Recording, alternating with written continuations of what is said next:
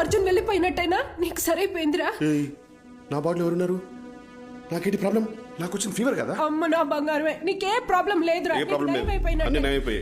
ఏంటి డాక్టర్ మీరు చెప్తోంది? అలాంటప్పుడు ముందే వెళ్ళిపోయిండొచ్చు కదా.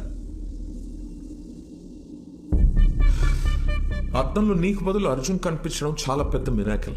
నీ బాడీ నుండి బయటికి వెళ్లే దారి తెలియక అర్జున్ చాలా ఇబ్బంది పడ్డాడు.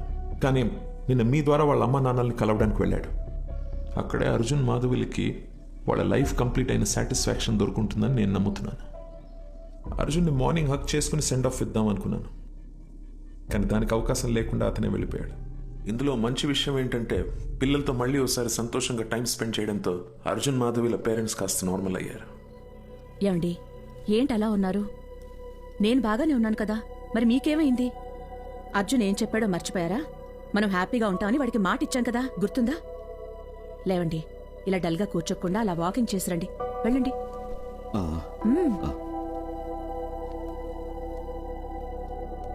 ఇంత పెద్ద ఆశ్చర్యం ఒకటి జరిగింది అని చెప్తే ఎవ్వరూ నమ్మరు. ఇది నా థియరీ మాత్రమే, నాకు కన్విన్సింగ్ గా ఉంది.